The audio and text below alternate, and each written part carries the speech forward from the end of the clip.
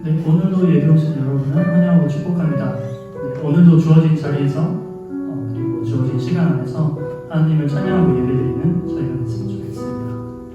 함께 찬양 예배로 하겠습니다.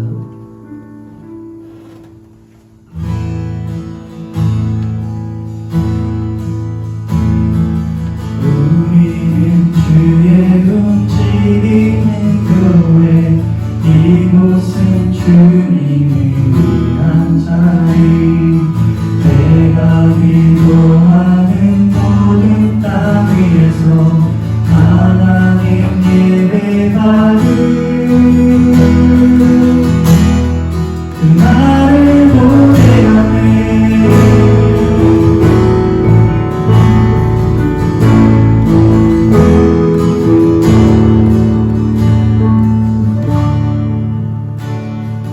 우리는 주의 움직이는 교회, 이곳은 주님을 위한 자리, 내가 기도하는 모든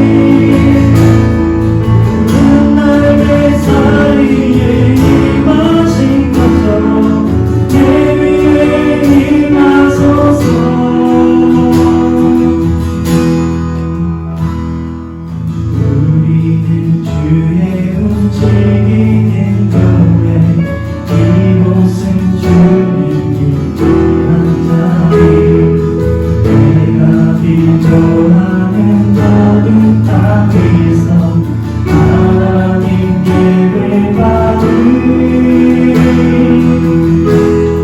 그날을 보내가네.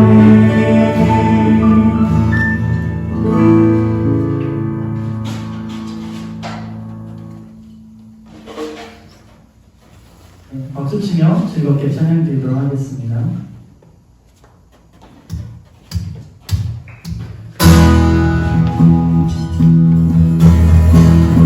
찬양 여기 계신 주께 우리 마음 열어 높여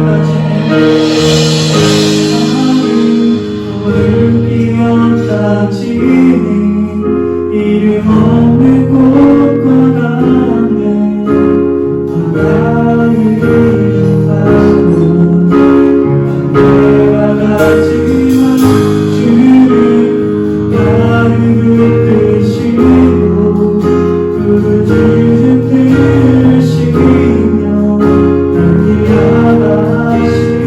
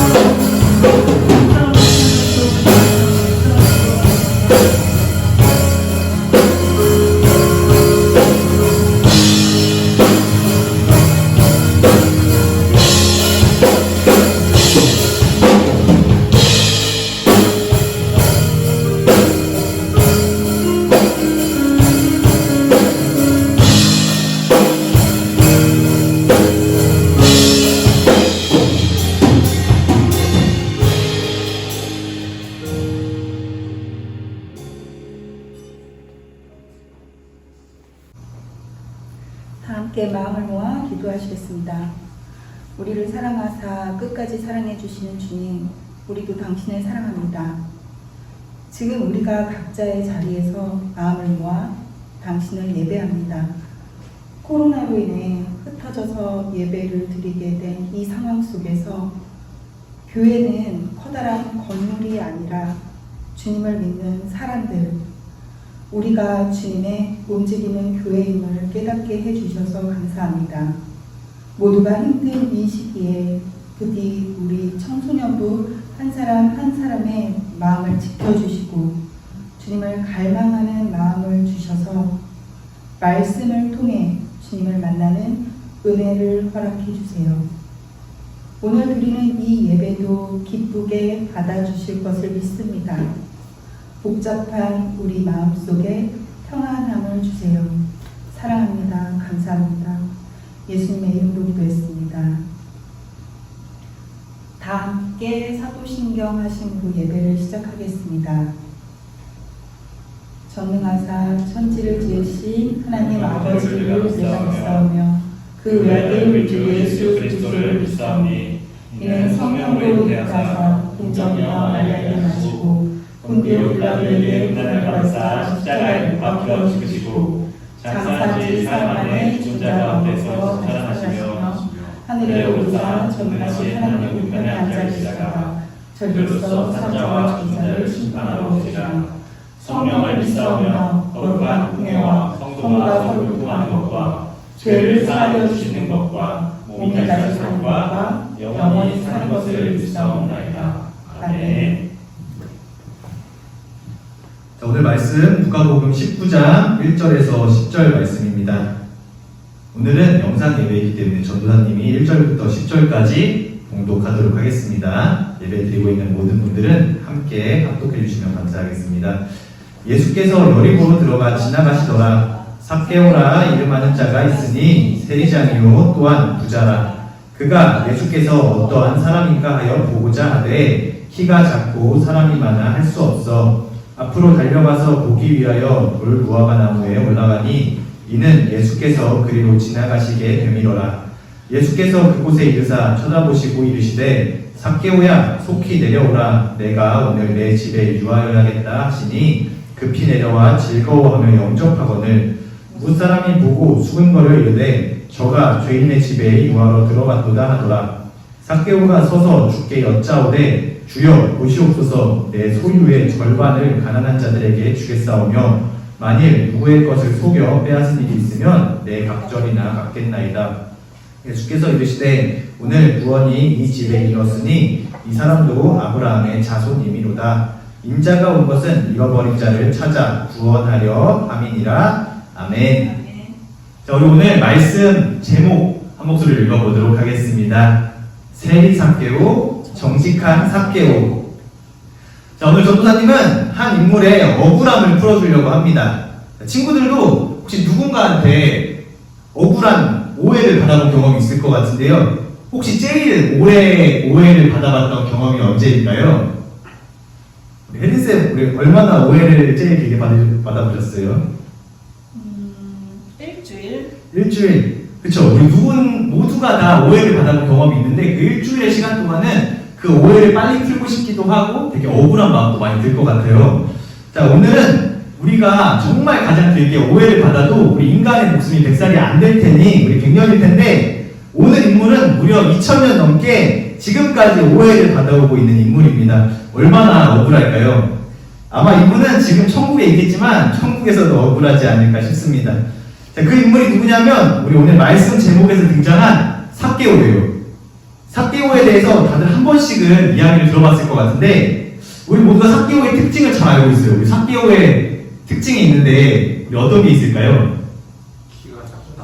맞습니다. 키가 작고 또 맞습니다. 세리 또 뽕나무 이런 것들도 많이 들어봤을 것 같아요. 오늘은 우리가 잘 알고 있는 삭개오에 대한 이야기를 나눌 건데 오늘 말씀 이후에 우리 삭개오에 대한 오해를 풀고 우리 조금 덜 억울하게 해줬으면 좋겠습니다. 자, 알겠죠? 자, 오늘 말씀은 누가복음 19장의 말씀입니다. 누가복음 19장이면 이제 예수님께서 공생의 3년간의 사역을 거의 마치실 막바지예요. 예수님은 공생의 사역을 마친 순간까지 쉬지 않으셨죠. 소외된 이웃, 고통받는 사람들을 치유하시고 돌보셨습니다. 중풍병자도 치료하시고 또 부자 청년의 질문에도 대답도 해주시고 죽은 자도 살리시고 또 과부와 어린이들과 함께 하시죠. 이제 그런 이야기들이 19장 앞에 우리 18장까지 쭉 나옵니다. 그리고 19장 1절에 예수님께서 이제 여리고로 들어가십니다. 자, 우리 19장 1절 보도록 하겠습니다. 예수께서 여리고로 들어가 지나가시더라. 여리고는 상업 왕래가 활발했던 지역이에요. 그러니까 굉장히 안정적이고 발달된 지역이었을 텐데 쉽게 생각하면 종로 한복판 그쯤이라고 생각하면 좋을 것 같아요. 그 종로 한복판에 당시에 슈퍼셀럽이었던 예수님이 뜬 거죠. 혹시 요즘도 하나요? 잘 모르겠는데 연예가 중계, 섹션 TV 이런 거 다 아시나요? 이제 그때 게릴라 데이트 혹시 한번 보여줄 수 있나요? 이제 이런 게릴라 데이트라는 이런 코너가 있었어요. 이게 어떤 코너냐면 이제 연예인이 길거리에서 깜짝 등장해서 우리 인터뷰 같은 걸 하는 건데 사람들이 몰려서 아주 앞으로도 갈 수 없을 만큼 많은 사람들이 몰리는데 그 장면 정도를 생각해보면 적당하지 않을까 싶습니다. 자, 예수님이 딱 여리고에 떴으니까 이제 여리고에 뭐 시장, 구청장 이제 그런 급의 원로 장로님들이 와서 이제 예수님을 환영했을 거예요. 그리고 우리 집에 와서 밥도 좀 먹자고 저기 최고급 호텔 있는데 저기서 하루 묵으면서 우리랑 이야기 좀 나누자고 아마 그러지 않으셨을까 싶습니다. 우리가 당시 상황을 상상해보면 쉽게 유추해볼 수 있겠죠. 이제 그 예수님이 여리고에 들어간 상황인데 말씀이 바뀌면서 삭개오가 등장합니다. 우리 2절 보도록 하겠습니다. 삭개오라 이름하는 자가 있으니 세리장이요 또한 부자라. 삭개오의 직업은 우리가 잘 알고 있듯이 뭐였죠? 세리였습니다. 세리가 영어로 뭐냐면 텍스 파머예요. 그러니까 세금 농부. 그런데 그 세금은 어떤 세금이냐면 매우 부당한 세금이었어요. 당시에는 매년 성전세라는 걸 내거든요. 이제 모든 남성들이 6월절에 반세겔 정도씩 내면 되는데 이제 이런 성전세도 있었고 또 토지세도 있었어요. 토지세는 11조처럼 걷었는데 한 가구의 소득의 10%를 성전에다 가져 내는 거예요.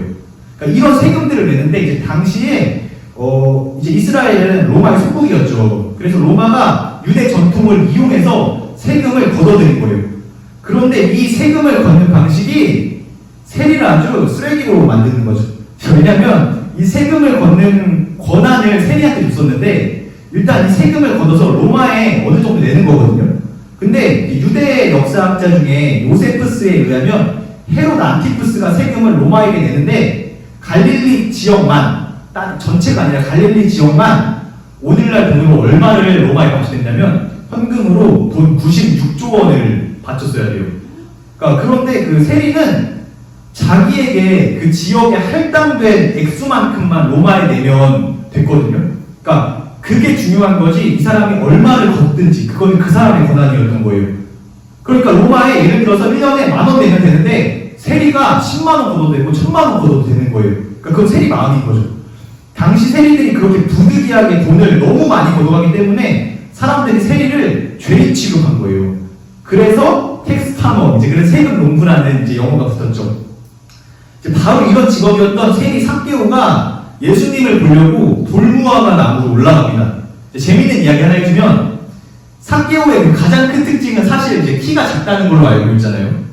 그런데 삭개오가 키가 작지 않다면 자 이건 좀 새로운 얘기죠. 놀랍지 않나요? 세리 삭개오의 가장 큰 특징이 키가 작은 건데 여기서 키가 작다라는 말의 원어의 뜻을 보면 키가 작다라는 표현도 있어요. 그게 있는데 또 다른 표현이 있는데 뭐냐면 다른 의미로 사회적인 지위가 낮다 혹은 나이가 어리다라는 뜻도 있는데 성경에서 같은 단어로 50번이나 넘게 더 자주 사용된 단어의 의미가 지위가 낮다라는 거예요. 어리다는 거.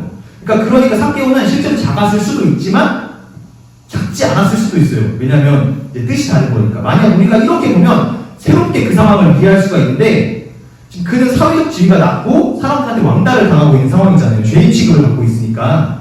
그래서 사람들의 무리 속에 그 사람을 낄 수 없었던 거예요. 사람들이 이렇게 많았는데 삭개오가 키가 작아서 뽕나무로 올라간 게 아니라 사람들과 어울릴 수 없었기 때문에 그 사람들 사이에 낄 수 없었기 때문에 사람들의 눈을 피해서 돌무화과 나무 위로 올라가서 예수님을 봤다라는 이런 우리가 상상도 해볼 수가 있는 거죠. 하지만 중요한 건 삭개오가 키가 작건 크건 그건 크게 중요하지 않아요. 왜냐면 그건 부수적인 거지 실제로 이 성경에서 이 성경이 등장한 삭개오 이야기가 등장한 메시지는 달라지지 않습니다. 이제 이런 재밌는 이야기가 있다는 거 우리 친구들이 한번 생각해 봤으면 좋겠고요.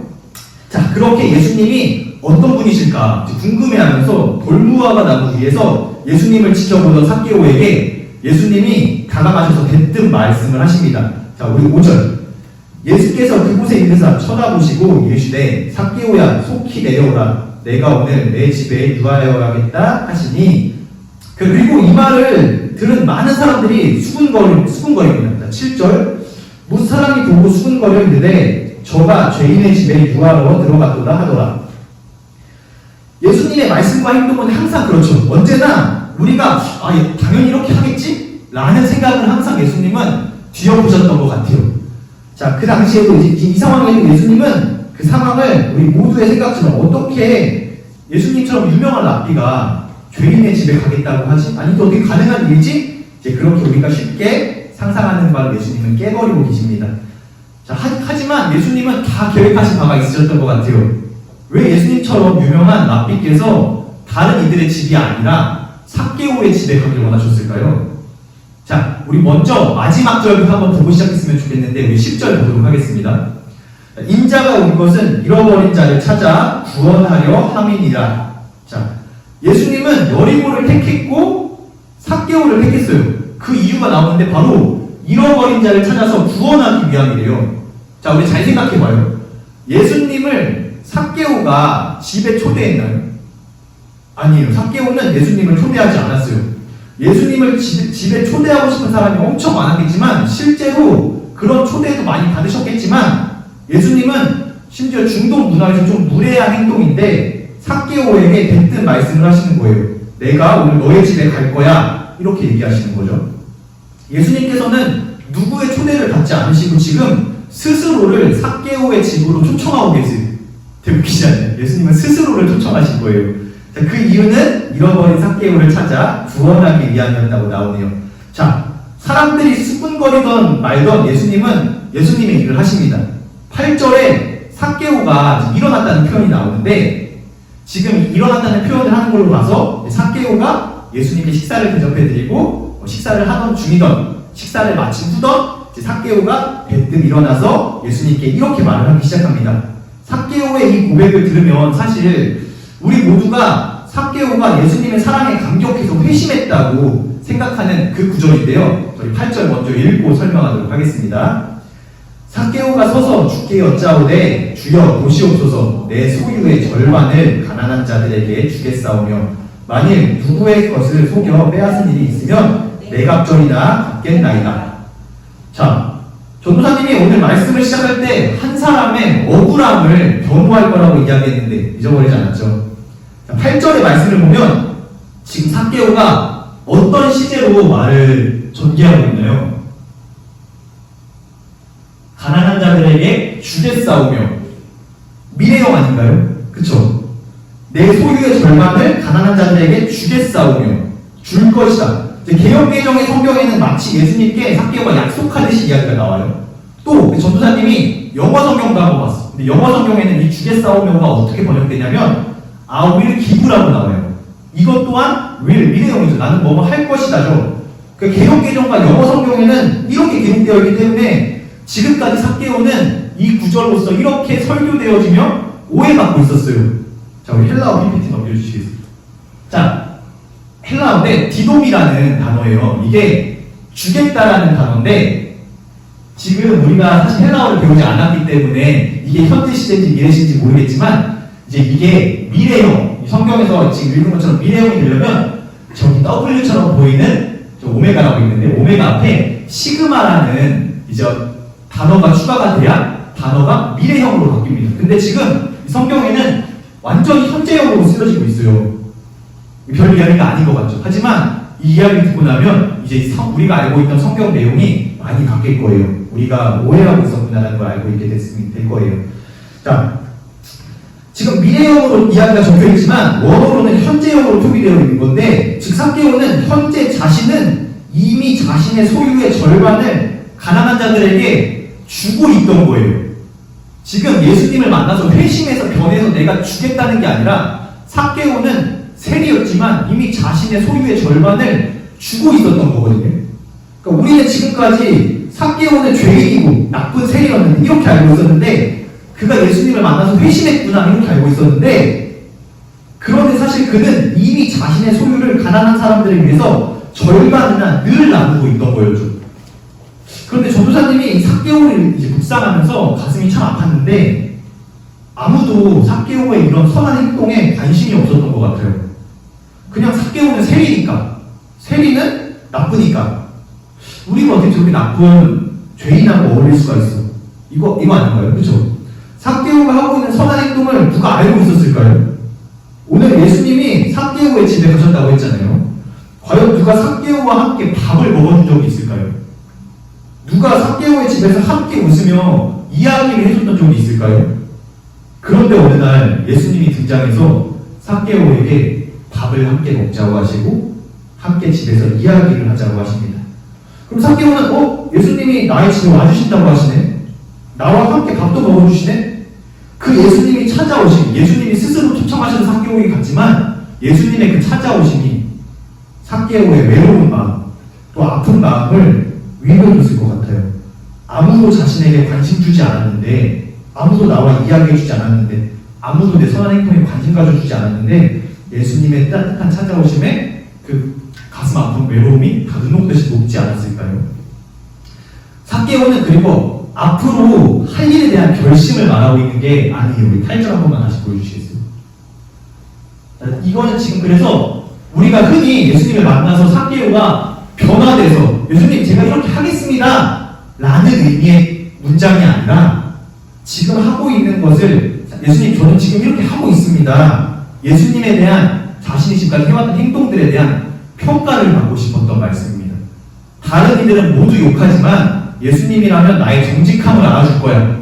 그래서 예수님께 자신의 속 이야기를 꺼내놓습니다. 그리고 예수님께서는 그 삭개오의 간절한 외침에 이렇게 말씀을 하세요. 우리 9절 보여주세요. 예수께서 이르시되 오늘 구원이 이 집에 이르렀으니 이 사람도 아브라함의 자손이미로다. 자, 이 9절의 말씀에서 예수님의 말씀은 구원이라는 단어가 영생의 구원을 얘기하는 게 아니에요. 물론 영생의 구원을 이뤘을 거예요. 삭개오는. 그런데 지금 이 삭개오가 하고자 했던 얘기는 영생의 구원의 관점보다 그가 잃어버렸던 평판 그리고 그의 마음속 깊은 외로움과 아픔이 이제 회복되어졌다. 눈 녹듯이 사라졌다. 회복되었다. 이제 이런 의미의 구절로서 예수님께서 오늘 너의 집에 구원이 있을 것이다 얘기를 합니다. 정직했지만 유대인이었지만 이방인 취급을 받고 죄인 취급을 받던 삭개오. 이 사람 또한 아브라함의 자손이라고 지금 예수님이 모든 사람들 앞에서 공공연하게 선포해 주심으로써 다시 그 사람의 평판을 회복시켜 주시고 계시는 거죠. 앞장서 지금 예수님이 삭개오를 변호해 주시고 계신 거예요. 그래서 그를 다시 공동체의 일원이 되게끔 해주십니다. 제목 PPT 한 번만 띄워주시겠어요? 자, 오늘 말씀의 제목은 세리 삭개오, 정직한 삭개오예요. 삭개오의 이름의 뜻이 뭐냐면 여기 아래 보이죠? 삭개오의 이름의 뜻은 퓨어죠. 정직한, 순수한. 사람들은 삭개오의 이름이 정직한인데 참 너는 너 이름값 못한다. 어떻게 정직한 이름을 가지고 이렇게 죄인처럼 사냐? 라고 생각하고 판단하고 오해했겠지만 사실 삭개오는 그의 이름처럼 순수하고 정직하게 살아가고 있었던 거예요. 하지만 그는 늘 오해받고 왕따당했죠.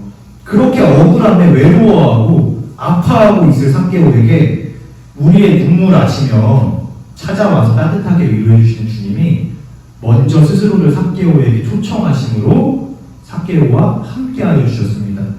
자, 그리고 전도사님이 오늘날에도 오해받고 있는 삭개오의 억울함을 지금 변호하고 있지만 전도사님보다 2000년이나 먼저 앞서서 예수님께서는 그의 억울함을 아시고 그를 변호하시며 그의 마음을 위로하시고 회복시키시고 다시 일원되게 하셨죠. 자, 생각해보면 예수님의 사역은 언제나 그랬어요. 사회적으로 소외받던 사람들과 공생의 기간 3년, 이 동안 이 3년 내내 함께 하시며 대부분의 사역의 대상은 그들이었죠. 그들을 만나주시고 고쳐주시고 그들을 다시 믿음의 공동체로 들어가게끔 도우셨죠. 전도사님은 오늘 말씀을 준비하고 묵상하며 세 가지를 묵상하게 되었습니다. 첫째, 사람들은 모두 진실을 알기 원하는 것 같지만 사실 눈에 보이는 것이 쉽게 현혹됩니다. 그리고 믿고 싶은 대로 믿는 경우가 너무 많은 것 같아요. 그렇게 진실을 뒤로하고 진실을 외면하고 사람들은 이런 말 저런 말을 만들어내죠. 그리고 그 말로 사람들을 상처 줍니다. 그리고 그 상처받는 이는 남들 모르지만 혼자 슬퍼 울고 있겠죠. 그리고 어떤 이들은 비극적으로 자살을 택하기도 하고 안 좋은 결말들을 가져오기도 합니다. 자, 우리가 잘 알고 있지만 우리는 누구도 판단할 수 없죠. 모두 우리는 판단할 수 있는 권한이 없죠. 정죄할 수도 없습니다. 우리 모두 잘 알고 있으리라 믿습니다. 자, 둘째, 우리 모두 힘들어 아파하고 있을 때 예수님께서 우리에게 찾아오셔서 우리를 따뜻하게 안아주시며 위로해 주신 경험을 다 한 번씩 해봤을 것 같은데, 예수님께서는 스스로를 초청하셔 삭개오의 집에 들어가셨듯이 우리에게도 동일하게 우리 마음 가운데 스스로를 초청하사 기다리고 계시다는 말씀이 우리 성경에도 나오는데요. 우리 요한계시록 3장 20절에 볼지어다 내가 문 밖에 서서 두드리노니 누구든지 내 음성을 듣고 문을 열면 내가 그에게 들어가 그와 더불어 먹고 그는 나와 더불어 먹으리라. 여러분의 마음 문을 열고 예수님과 함께 더불어 먹으며 그 위로함을 누리는 여러분들이 되기를 소망합니다. 자, 우리 마지막 세 번째인데요. 세 번째는 예수님께서는 죄인이라 취급받던 세리 삭개오와 함께 하셨습니다. 예수님의 사역은 늘 그러하셨다고 했죠. 사회적 약자, 소외된 이웃에게 복음을 전하고 사랑을 전해주십니다. 기독교 신앙은 예수님을 따르는 신앙이잖아요. 결코 기독교 신앙에서 이웃사랑을 뺄 수 없습니다. 오늘날 기독교에 잊혀진 그 복음, 이웃사랑의 복음을 회복하는 기독교가 그리고 청소년부가 되기를 소원합니다.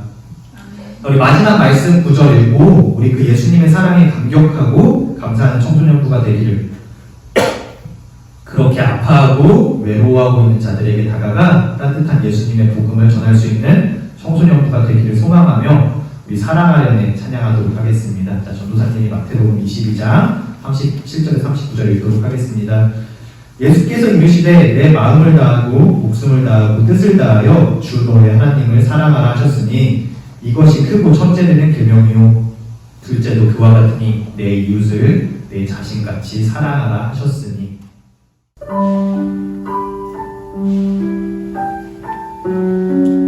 예전의 가사를 묵상하면서 함께 찬양하도록 하겠습니다.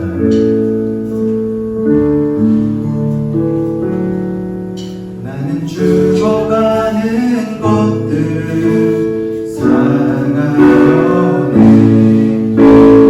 아무것도 할 수 없는 눈물을 흘릴 때 나를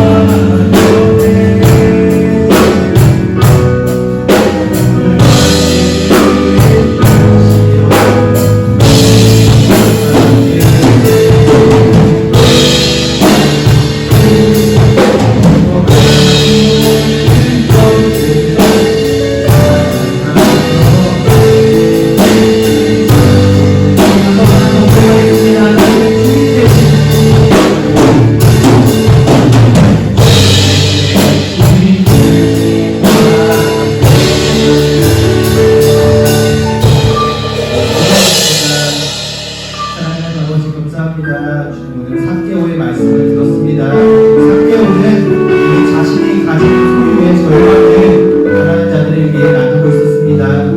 주님, 실로 그가 정말 가난한 자들, 소외된 자들과 함께했던 인물은 아니었는가 다시금 돌아보게 됩니다.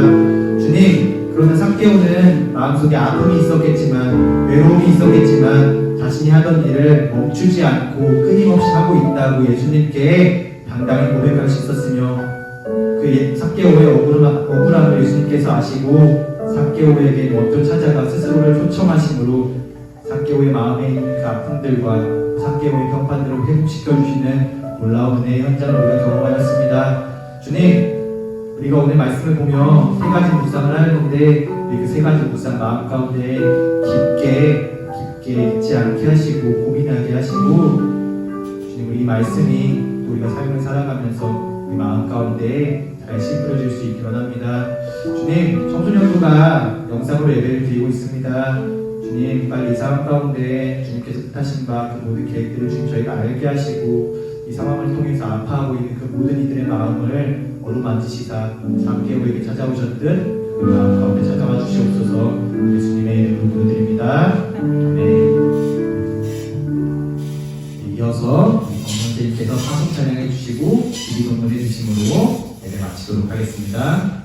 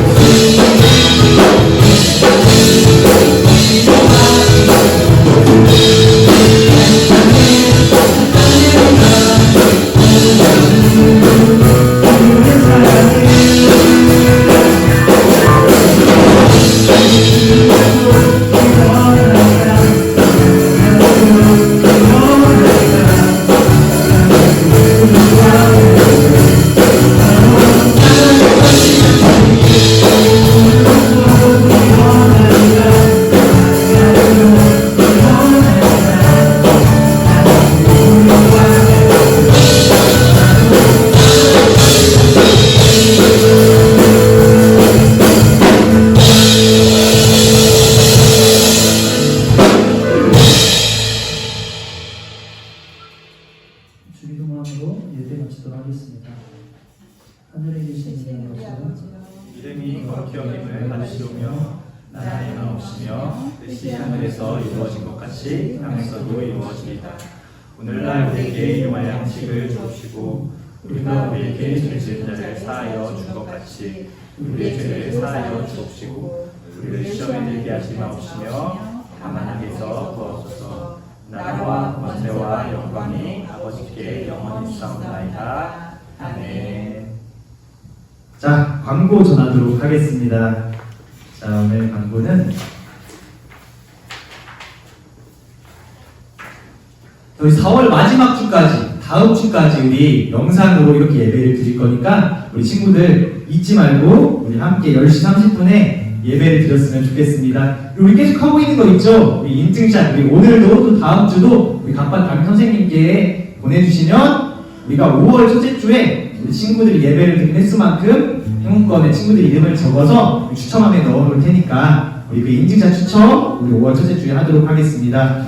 자, 다음 우리 5월 첫째 주에 우리 찬양팀 이름 공모전을 하기로 했었죠. 우리 2월 달이었나요? 우리 친구들 모두 참여해서 우리 찬양팀 이름 공모를 했었는데 우리 그 중에서 우리 선생님들께서 우리 이제 가장 많은 표를 획득했던 우리 3개 혹은 4개의 이름을 가지고 여기 앞에다가 친구들 5월 첫째 주 예배 들어올 때 이렇게 판을 만들어둘 거예요. 친구들 들어오면서 스티커를 하나씩 붙여주시면서 친구들이 찬양팀 이름을 함께 정했으면 좋겠습니다. 자, 다음 우리 생일 파티가 있는데요. 우리 생일 파티 코로나 때문에 우리 3월, 4월 함께하지 못했죠. 그래서 우리 5월달에 3월부터 5월까지 생일자 친구들 우리 함께 생일 파티 할 거니까요. 우리 3, 4, 5월 생일 있는 친구들은 우리 5월 첫째 주 우리 이곳 10시 30분에서 드려지는 엘리몰에서 드려지는 예배를 함께 참석하셨으면 좋겠습니다.